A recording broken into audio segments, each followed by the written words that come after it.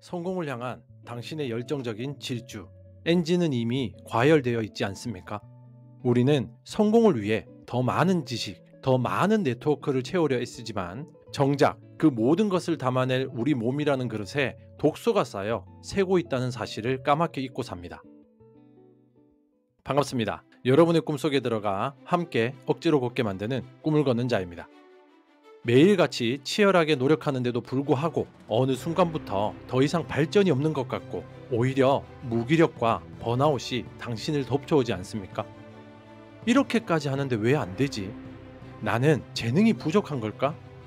바로 이 지점이 수많은 사람들이 마지막 고비를 넘지 못하고 포기하는 마의 구간입니다. 성공의 엔진을 만드는 것만큼이나 중요한 것은 그 엔진의 성능을 저하시키는 내부의 결함, 즉 몸 안에 있는 독소를 완벽하게 제거하는 것입니다. 오늘 이 시간에는 이머금 작가의 비움으로 건강을 경영하라 책의 핵심 인사이트를 꿈을 걷는 자의 시선으로 재해석하여 당신의 성공을 발목 잡는 보이지 않는 적들의 정체를 폭로하고 비움이라는 혁명적인 방법을 통해 당신의 잠재력을 120% 폭발시키는 근본적인 기술을 전수해 드리겠습니다. 이 영상을 끝까지 보신다면 당신은 어떤 장애물 앞에서도 흔들리지 않는 맑은 정신과 지치지 않는 에너지를 갖게 될 것입니다. 첫 번째, 당신의 성공을 갉아먹는 몸속의 그림자를 직시하라. 성공을 향한 여정에서 가장 강력한 자산은 당신의 뇌입니다. 날카로운 분석력, 번뜩이는 창의력, 위기를 돌파하는 판단력, 이 모든 것이 뇌에서 나오죠. 그런데 만약 당신의 뇌가 뿌연 안개 속에 갇혀 있다면 어떨까요? 아침에 눈을 떠도 개운하지 않고 중요한 회의에 집중하지 못하며 명쾌한 결정을 내려야 할 순간에 머릿속이 텅 빈 것 같은 느낌. 이머금 작가는 이 모든 문제의 근원이 바로 우리 몸속, 특히 장 속에 쌓여있는 독소라는 그림자에 있다고 단언합니다. 성공을 위해 우리는 지식과 경험을 채우지만 그 과정에서 무심코 먹는 가공식품, 급하게 마시는 식사, 스트레스 속의 폭식은 우리 몸을 거대한 음식물 쓰레기 처리장으로 만듭니다. 이 처리되지 못한 쓰레기들이 부패하면서 내뿜는 독소가 혈관을 타고 당신의 뇌까지 올라가 명석해야 할 당신의 지휘본부를 흐리고 무겁게 만드는 것입니다. 이러한 비움의 철학은 단순히 좋은 습관의 차원을 넘어서죠.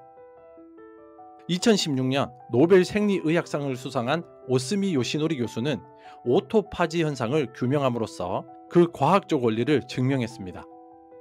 오토파지란 세포가 스스로 내부의 노폐물이나 손상된 단백질을 청소하고 재활용하면서 새로운 세포를 만들어내는 자가 포식 시스템입니다. 즉, 우리 몸은 주기적으로 공복 상태를 유지하며 비워질 때 스스로를 대청소하고 수리하는 놀라운 능력을 발휘하는 것입니다. 이머금 작가가 말하는 독소 배출은 바로 이 오토파지 시스템을 활성화시키는 가장 직접적인 방법이죠. 이는 마치 당신이 성공이라는 이름의 초고성능 슈퍼카를 운전하는 것과 같습니다. 당신은 최고의 엔진오일, 즉 지식을 넣고 외관을 화려하게 튜닝, 즉 스펙을 쌓는 데는 열중하지만 정작 배기관, 즉 장이 꽉 막혀 배기가스가 역류하여 엔진 또는 뇌의 성능을 저하시키는 상황은 인지하지 못하고 있죠. 의학의 아버지 히포크라테스가 남긴 음식으로 고치지 못하는 병은 약으로도 고칠 수 없다는 명언은 바로 이 지점을 꿰뚫고 있습니다. 당신이 먹는 음식이 독소의 원천이 될 때 그 어떤 성공 전략이나 자기 개발도 무용지물 될 수 있다는 경고를 하고 있는 거죠. 몸속 독소는 만성피로라는 이름의 무거운 족쇄가 되어 당신의 발목을 잡고 집중력 저하라는 안개가 되어 당신의 시야를 가립니다.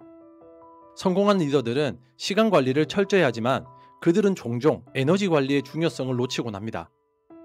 아무리 시간을 잘 쪼개 써도 그 시간을 채울 에너지가 고갈되어 있다면 무슨 소용이 있겠습니까? 당신의 위대한 잠재력은 독소가 쌓인 오염된 토양에서는 결코 화려하게 꽃피울 수 없습니다. 성공의 씨앗을 뿌리기 전 당신의 몸이라는 토양을 완벽하게 정화하는 작업, 그 비움의 첫걸음을 떼어야 할 때입니다. 두 번째, 성공 에너지의 원천, 효소라는 숨겨진 군대를 지휘하라. 그렇다면 우리 몸을 오염시키는 독소라는 강력한 적군을 물리칠 아군은 누구일까요? 이머금 작가는 그 해답이 바로 우리 몸속에 보이지 않는 군대 효소에 있다고 말합니다. 효소는 우리가 섭취한 음식을 생명 에너지로 전환시키는 모든 과정에 관여하는 핵심적인 일꾼입니다. 비유하자면 당신의 몸이 하나의 거대한 성공 기업이라면 효소는 그 기업의 모든 부서를 움직이는 가장 유능하고 성실한 임직원들과 같습니다. 이 효소 임직원들은 크게 두 부서로 나뉘죠. 하나는 외부에서 들어온 원자재, 즉 음식을 잘게 분해하고 가공하는 생산부서의 소화효소이고, 다른 하나는 가공된 에너지를 활용해 시설 또는 세포를 보수하는 시스템, 즉 신진대사를 점검하며 외부의 바이러스로부터 회사를 지키는 전략기획 및 보안부서의 대사효소입니다.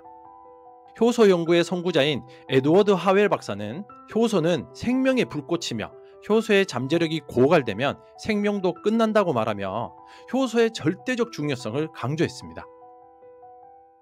그는 우리가 평생 사용할 수 있는 효소의 총량을 효소 은행 계좌에 비유했거든요. 효소가 풍부한 자연식품을 먹는 것은 계좌에 입금하는 행위이고, 효소가 없는 가공식품을 소화시키려 몸속 효소를 쓰는 것은 출금하는 행위입니다. 만약 기업이 처리하기 어려운 불량 원자재, 즉 가공식품, 인스턴트 등 효소가 없는 음식만 계속해서 수입한다면 어떻게 될까요? 기업의 모든 인력 또는 효소는 이 불량 원자재를 처리하는 데에만 매달려야 합니다. 생산부서, 즉 소화효소가 과부하에 걸리게 되면 결국 전략기획 및 보안부서 또는 대사효소의 유능한 인력까지 차출해서 써야 하는 비상사태가 벌어지죠. 그 결과 기업의 핵심 성장 동력인 연구개발, 시설보수, 보안 시스템은 모두 마비되고 말 겁니다. 이것이 바로 이머금 작가가 경고하는 효소 낭비의 실체입니다.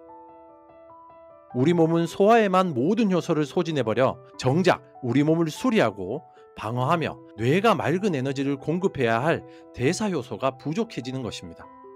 이머금 작가가 책에서 45도 이상의 열은 효소를 파괴한다고 그토록 강조하는 이유도 바로 이 때문입니다. 불로 조리하는 순간 음식에 담겨있던 소중한 외부 지원군들은 모두 전사하고 맙니다.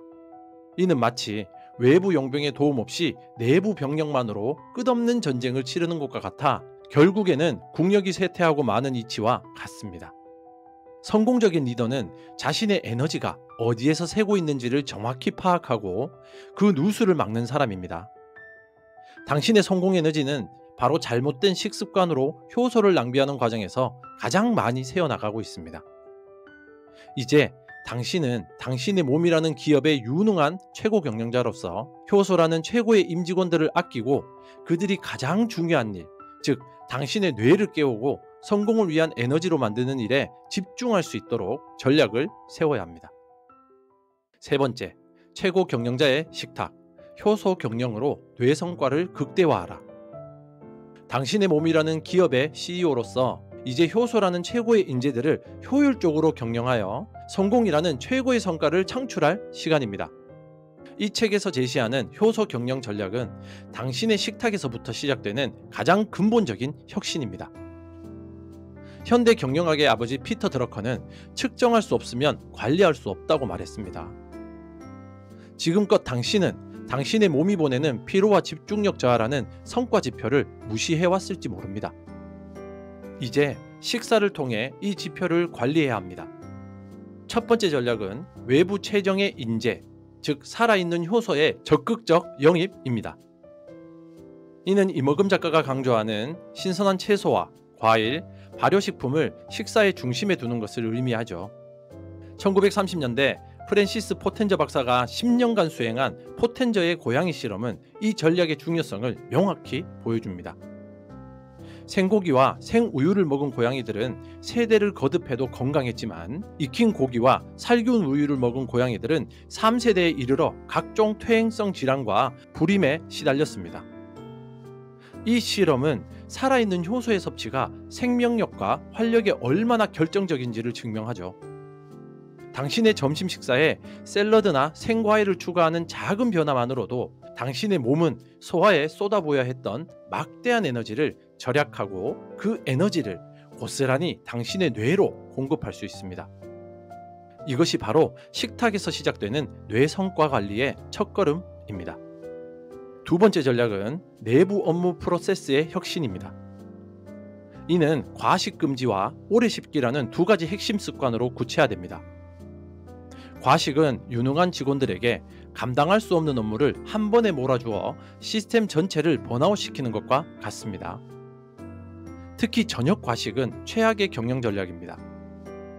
밤새 쉬면서 재충전해야 할 우리 몸의 장기들을 밤새도록 음식물 쓰레기를 처리하는 고된 야근으로 내모는 것이기 때문입니다.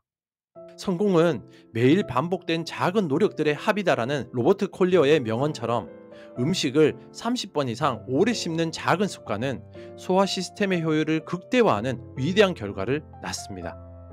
잘게 부순 음식은 위와 장의 부담을 획기적으로 줄여주어 최소한의 효소만으로도 완벽한 소화를 가능하게 만들죠. 이 작은 습관 하나가 당신의 소화 시스템을 효율화하고 절약된 에너지를 창의적인 아이디어를 구상하고 복잡한 문제를 해결하는 데 사용할 수 있게 해줍니다. 이먹음 작가가 제안하는 주기적인 효소 해독은 기업이 한 단계 더 도약하기 위해 실시하는 전사적 혁신 워크숍과 같습니다.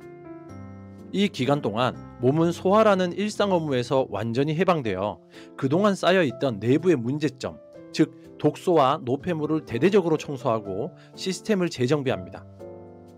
당신의 식탁은 성공을 위한 가장 중요한 전략 회의실입니다. 오늘부터 효소 경영을 시작하여 당신의 뇌 성과를 최고로 끌어올리십시오. 네 번째, 지속 가능한 성공의 열쇠. 장을 지배하여 뇌를 지배하라. 성공적인 리더의 가장 중요한 덕목 중 하나는 평정심입니다. 예측 불가능한 위기 속에서도 흔들리지 않는 판단력, 극심한 스트레스 상황에서도 팀을 이끄는 안정감, 이것이 바로 성공을 지속시키는 힘입니다. 이먹음 작가는 이 모든 정신적인 힘의 근원이 장 건강에 있다고 역설합니다. 고대 로마의 시인 유베날리스는 건강한 신체에 건강한 정신이 깃든다는 말을 남겼고, 현대 과학은 이 명언의 핵심에 바로 장이 있음을 밝혀내고 있습니다. 과학계에서는 장과 뇌가 수많은 신경으로 연결되어 서로 영향을 주고받는 현상을 장-뇌-축이라고 부릅니다. 놀랍게도 행복 호르몬이라고 불리는 세로토닌의 90%가 바로 장에서 생성됩니다. 장내 환경이 악화되면 세로토닌 분비가 원활하지 않게 되고, 이는 곧 당신의 기분과 감정, 판단력에 직접적인 영향을 미칩니다. 이는 성공을 위한 멘탈 관리가 단순히 마음을 다스리는 추상적인 훈련에만 있지 않다는 것을 의미합니다. 오히려 가장 근본적인 멘탈 관리는 당신의 장을 깨끗하게 비우고 건강하게 만드는 것에서 시작됩니다. 철학자 쇼펜하우어는 건강이라는 것은 아주 작은 기술에 불과하지만 그것이 우리에게 주는 행복은 위대하다. 건강한 거지가 병든 왕보다 더 행복하다고 말했습니다. 성공을 향해 달려가는 당신이 만약 병든 왕이 된다면 그 성공이 무슨 의미가 있겠습니까? 당신이 겪는 원인 모를 불안감, 잦은 감정 기복, 중요한 결정을 앞두고 발목을 잡는 우유부단함은 어쩌면 당신의 의지가 약해서가 아니라 당신의 장이 뇌에 보내는 구조 신호일 수 있습니다. 중요한 계약을 앞두고 속이 불편해 집중하지 못했던 경험, 어려운 문제에 부딪혔을 때 머리가 아프고 소화가 안 됐던 경험을 떠올려 보십시오. 당신의 장과 뇌는 이토록 긴밀하게 연결되어 당신의 성공 여정에 관여하고 있습니다. 이먹음 작가가 말하는 비움의 철학은 바로 이 장과 뇌의 연결고리를 최적화하는 가장 강력한 방법입니다. 효소를 통해 장을 깨끗하게 비워내면 장에서 뇌로 올라가는 혈액 또한 맑아진다고 이야기합니다. 이는 뇌에 최상의 영양분과 산소를 공급하며 그 기능을 극대화하는 결과를 낳습니다. 창의적인 아이디어가 필요할 때, 복잡하게 얽힌 문제의 본질을 꿰뚫어 보아야 할 때, 수많은 정보 속에서 핵심을 가려내야 할 때, 바로 이 맑은 뇌가 당신에게 가장 강력한 무기가 되어줄 것입니다. 결국 지속 가능한 성공은 단기적인 성과에 일희일비하지 않고 어떤 상황에서도 최상의 컨디션을 유지하는 능력에 달려 있죠. 그리고 그 능력의 근원은 바로 건강한 장에서 비롯되는 회복 탄력성입니다. 효소 경영을 통해 장을 건강하게 유지하는 것은 매일매일 당신의 성공을 위한 가장 튼튼한 보험에 가입하는 것과 같습니다. 성공을 꿈꾸십니까? 그렇다면 이제 당신의 시선을 가장 근본적인 곳, 당신의 장으로 돌리십시오. 장을 지배하는 자가 뇌를 지배하고, 뇌를 지배하는 자가 마침내 성공을 지배하게 될 것입니다. 오늘 우리는 성공을 향한 관점을 조금 바꾸어 보았습니다. 밖으로만 향하던 시선을 안으로 돌려 내 몸의 소리에 귀 기울이는 시간이었습니다. 성공이란 어쩌면 더 많은 것을 채우는 능력이 아니라 나를 방해하는 것들을 부드럽게 비워내는 지혜일지도 모릅니다. 그리고 그 지혜의 중심에 우리 몸에 소리 없는 일꾼 효소가 있었습니다. 그래서 오늘 저는 당신에게 거창한 계획 대신 아주 작은 약속 하나만을 제안하고 싶습니다. 오늘 저녁 혹은 내일 아침 식사에서 딱 한 가지만 바꿔보는 거예요. 늘 먹던 밥의 양을 3숟가락만 덜어내거나 식탁 위에 작은 오이 하나를 더해보는 건 어떨까요? 그 작은 변화가 당신의 몸에 어떤 편안함을 선물하는지, 그리고 다음날 아침 당신의 정신을 얼마나 맑게 깨워주는지 가만히 느껴보십시오. 댓글에 여러분의 다짐을 남겨주시는 것도 좋지만 그보다 먼저 자기 자신에게 속삭여주는 따뜻한 약속이 되었으면 합니다. 그 작은 시작이 당신의 몸과 마음을 깨우고 결국 당신의 세상을 바꾸는 가장 위대한 첫걸음이 될 테니까요. 당신의 몸은 성공을 위한 가장 충실한 동반자입니다. 비움으로써 당신의 성공은 더욱 찬란하게 채워질 것입니다. 당신의 꿈 곁에서 함께 조용히 걷는 꿈을 걷는 자였습니다. 감사합니다.